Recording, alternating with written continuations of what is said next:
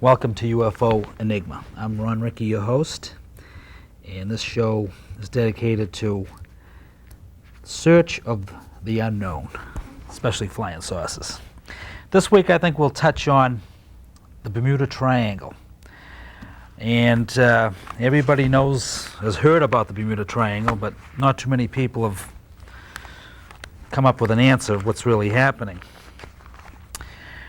Ivan Sanderson, back in 1973, had a pretty interesting article in Saga magazine saying there wasn't just one of these areas, but there's actually 12 in the world, 6 above the equator and 6 below the equator. And we could run right through them before really focusing in on the triangle itself. Here's a list of his spots right here. Now the first one is in South Africa, and I got a globe here. We can probably just spin the globe and show you, give you an idea what they are. Okay, the first one is an area right here, covers all of South Africa. The second one is in the mid-Pacific. Let's see, a little bit west of South America. Now this is where Easter Island is, and a lot of people have written about Easter Island. It's an island with huge stone statues, no trees, no one living on it, I don't think today. These statues are like 20, 30 feet high, weigh tons. No one knows how they got there, but that's smack dab in one of these zones. Your third zone would be on the east coast, right about there, of South America. Your fourth and fifth zone would be centered around Australia. Okay, the fourth zone is right about here, and the fifth zone is right about here. The sixth zone is the South Pole itself. Okay. Now, on the northern hemisphere,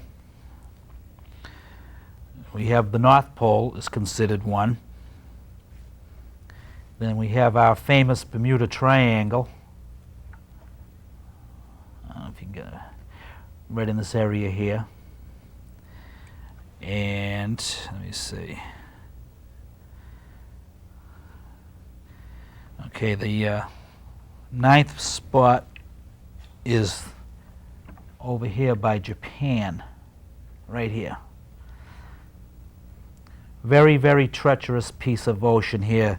Some of the deepest water in the world. I think the Mindanao Deep is in this particular area. Countless ships, airplanes lost during World War II without a trace. That's known as the Devil's Triangle. The Devil's Triangle was often given the name given for hours, but actually, if you look back and you read it up on it, it's the one in Japan. Let's see, the 10th one would be right here, sort of in between the west coast of the United States and the Hawaiian Islands, like that. The 11th one is way back over here. Now this one here goes over land. A couple of them go over land, so they're not all over the water. Right over here in northern India. Covers northern India, probably Afghanistan and parts of Tibet and stuff. Tibet with the Mount Everest. And your last one is right up here in the Mediterranean, Algeria, and part of Spain. It shows it over here too. Actually, it's more centered in the desert area. That's mainly over land. Now, between 1961 and 1970, Lloyd's of London reported little over 2,700 ships disappeared at that time. 70 went down without a trace. It's hard to fathom how a big boat could probably go down and not leave any any trace whatsoever, but it happens. And I'll leave this colored one up here. Here we go. That's a nicer picture. Some of the examples was like the 10,000-ton Milton and the 7,400-ton Ithaca Island. When these boats go down now, I mean, there should be something. There should be something floating. It just it doesn't happen. There was an article in Saga, Arthur Godfrey, who was a very, very ardent skeptic. He just wouldn't believe, never believe. He was a pilot, well-known TV personality. He says, nah, I don't believe that, especially about the Flight 19 story.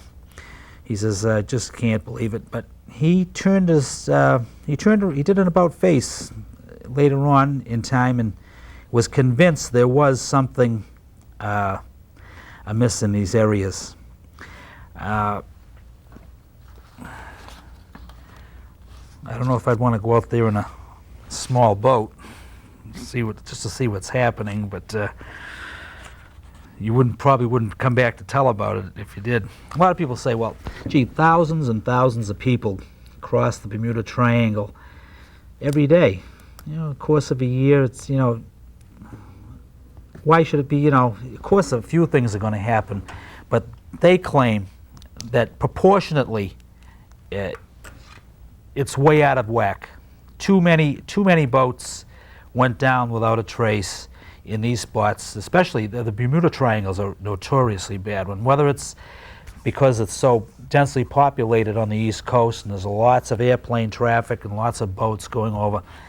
But say there's just, if you took the same area from Bermuda to Florida to the Bahamas, which they consider the Bermuda Triangle, and then say take an area over the southwestern United States, there's more happening in the Bermuda Triangle and around there.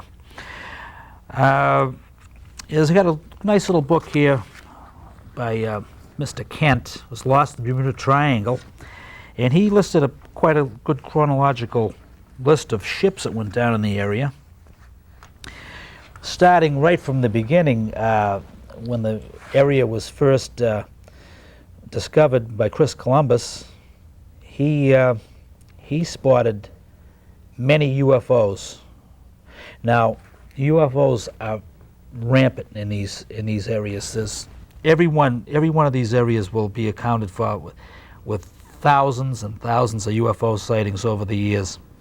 And in his log, he reported a big fireball over the ship, over his flagship. They reported flying discs, an area known as the Sargasso Sea, or the Sea of Lost Ships. Supposedly the sea is so thick with algae and seaweed, especially in the old days when there was no power, ships would get caught up in it and just remain there until they rotted, and no help would come and the crews would be lost. They just go to the bottom. He reported that, and many galleons that followed Columbus when he, after he made his revelations, went down also. There was 3 galleons and another ship, the Senora de Guadalupe, come out of Spain, went down in the Bermuda Triangle. We lost our first ship in 1812. It was a packet called the Patriot. 1814, of course, there was a war going on at that time between 1814 and 12. We lost a man-of-war called the Wasp, and it was 1814, and there was a few more in between. Coming up to 1909, we had an interesting story here. It's a man called Joshua Slocum. I don't know if you can catch that. Here we go. I don't know if yeah, okay. Now, this man was the first man to sail around the world solo. He was an expert sailor. He knew his way around the water. And he was sailing out of this area, Boston. In fact, his last trip, I think, was made out of Boston. He sailed a 36-footer called the Spray. And he sailed out into the Triangle.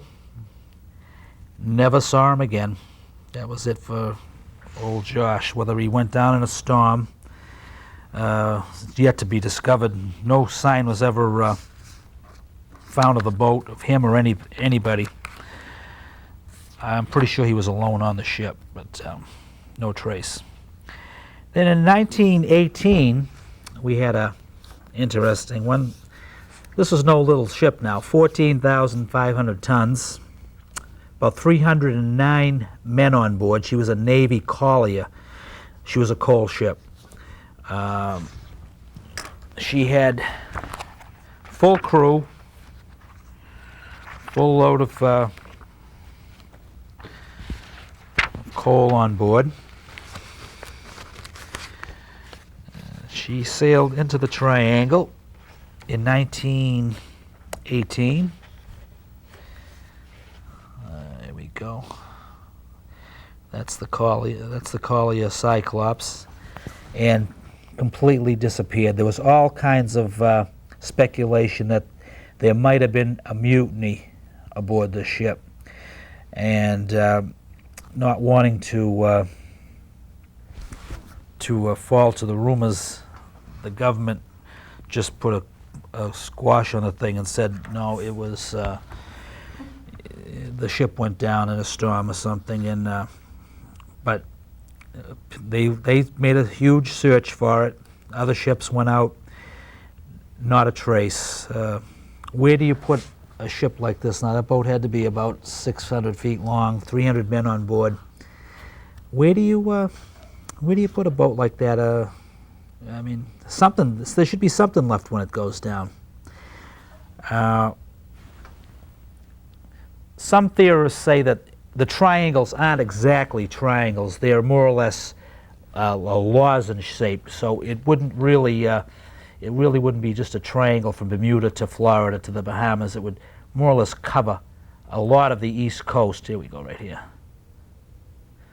So about 2 years ago, I'm pretty sure, they thought they had found remains of the Cyclops up off the New Jersey coast.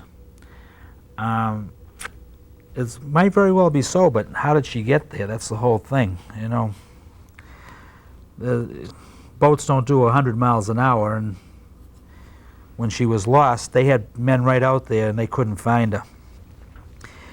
And that was 1918. 1957, another big freighter went down, the Sandra. 1958 was another interesting story, that not only big boats but small boats were included here. There was a very rich man, Harvey Conover. He was a businessman, tycoon, sportsman. He had a boat called the Revenant, which was Conover spelled backwards. Now, this boat was listed as the safest boat afloat. Well, they decided to sail out into the Triangle. It was him and his family, and they never, ever were seen again. They went out, sailed out into the Triangle here, and just disappeared. Now, UFOs have been spotted thousands of times here. They've seen them going over the water. They've seen them traveling under the water, splashing into the water. There's a million theories about Atlantis being somewhere in this area here. Right here they have a phenomenon called the Bimini Road. Bimini Road is entirely underwater. It starts off maybe about 30, 40 feet under the surface, and it consists of stone slabs about 10 feet thick by 10 feet wide and about 25 feet long, and they're laid end on end, and they just make a road. And the road goes all the way down, about 14, 15,000 feet in the water. No one's ever been to the bottom of it. They think there might be some sort of leftover machinery in the city of Atlantis that still occasionally fires up. Maybe it's on a circuit, and every once in a while it just starts up and shoots out laser beams and electromagnetic currents that foul up everybody's radios and gauges. It's an interesting theory. No one's proven or disproven it because the actual site of Atlantis was never really known. They only know that you had to go through the Straits of Gibraltar to get there. So it would be out here in the mid-Atlantic somewhere. Then the Enchantress went down in 1965. Was another small boat. The man that owned it was a novice, but he had enough money to hire a very, very able-bodied skipper with something like 50,000 sailing miles under his belt. Enchantress was enchanted when she went into the Triangle and never saw her again.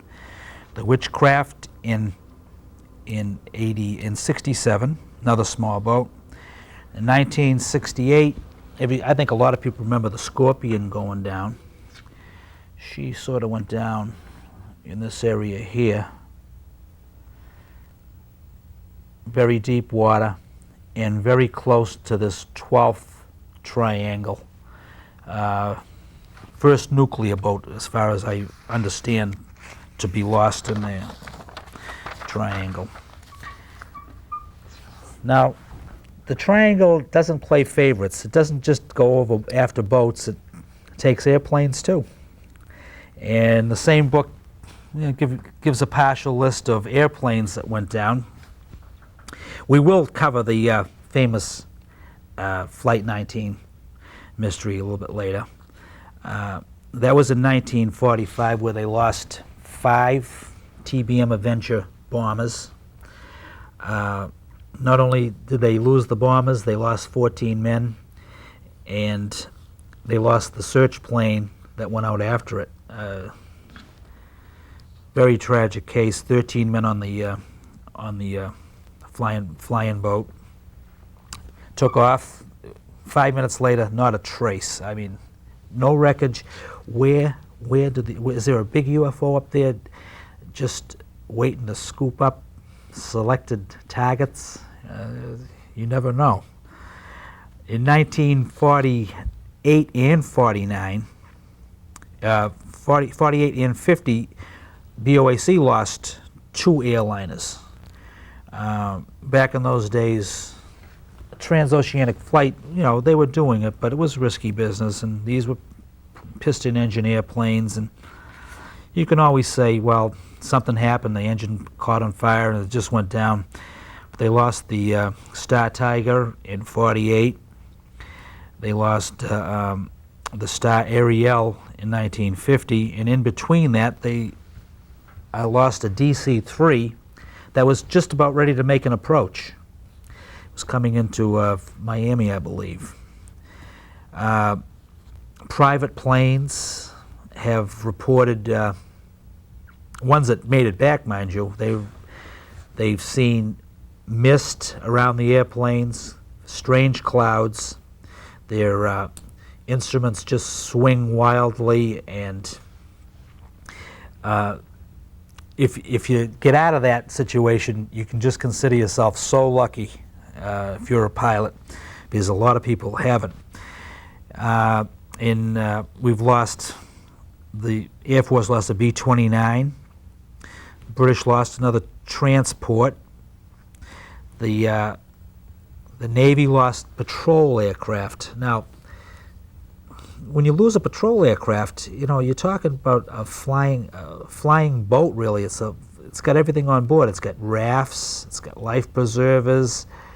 and she will land in the water. Even if you're in trouble, you just put it down in the water. How do these boats, how do these flying boats just disappear like this?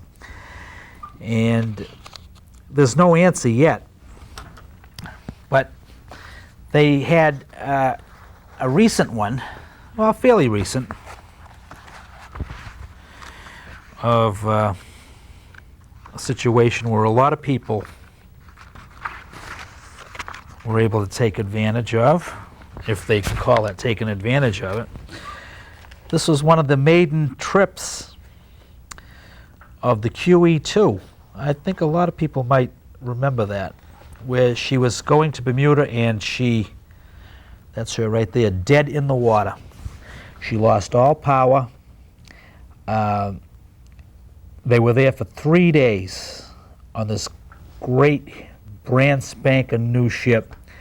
I guess everything was going bad. The food, they had no refrigeration. They lost total contact with everybody. There's another ship there at the time bringing rescue probably to get people off there. And to this day, I don't think they know what happened to that boat. What else are they not saying?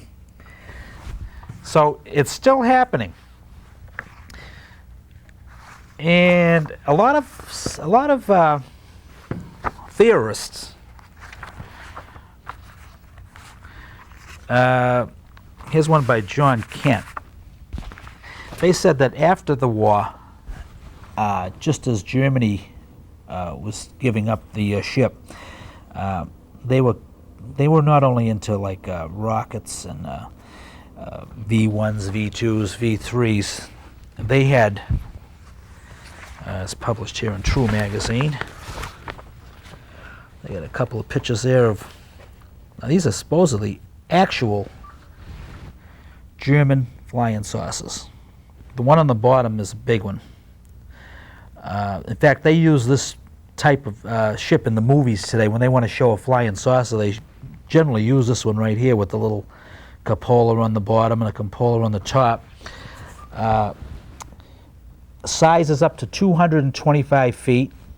Speeds up to 1250 and better. Now we're talking here at the end of the war, 1945 for them.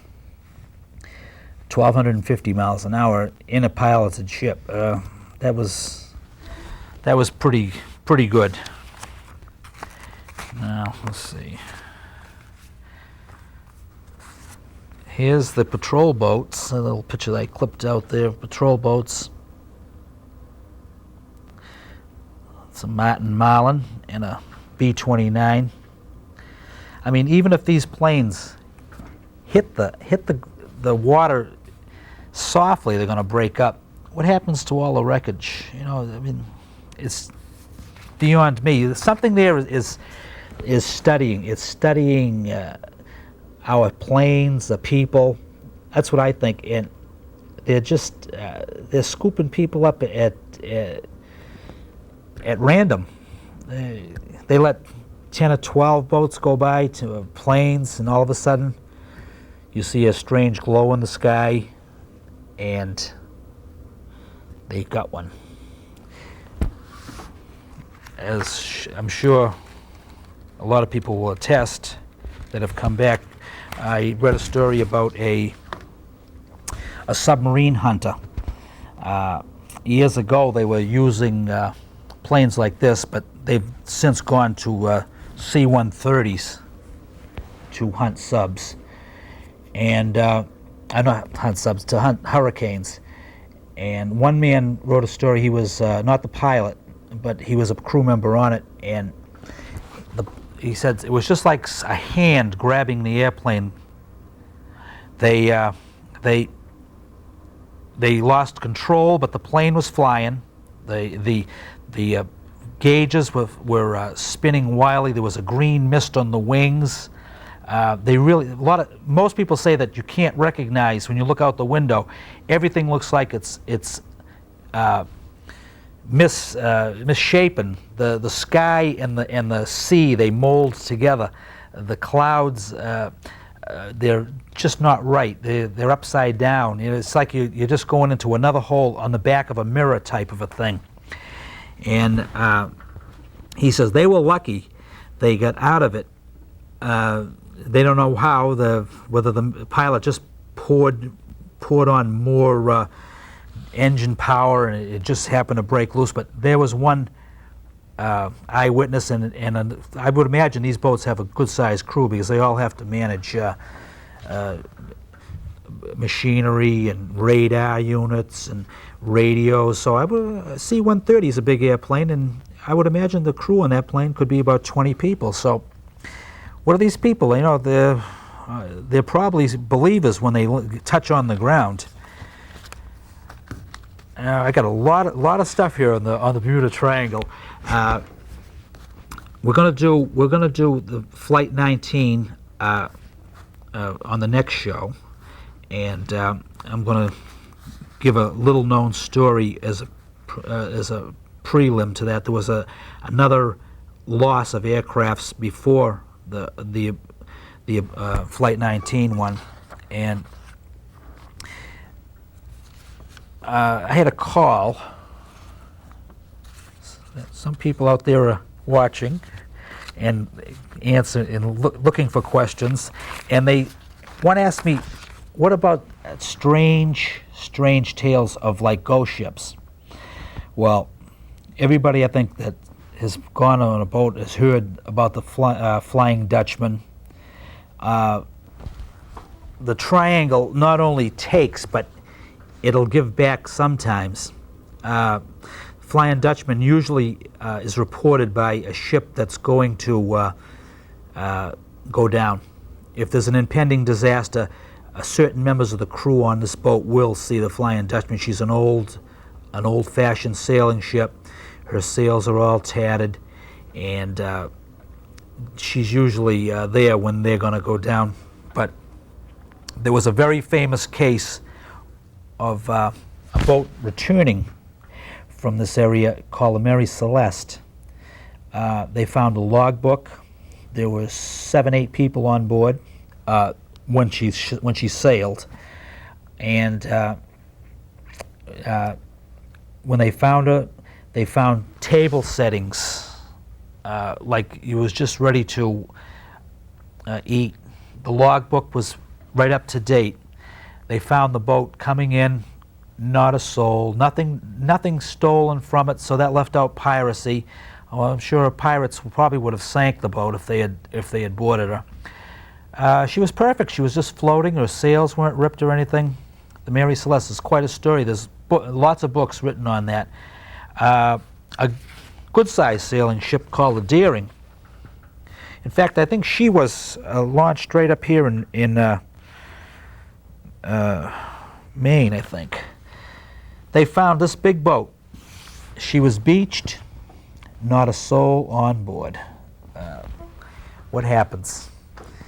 And we shall discover that the next time out. Have a good day.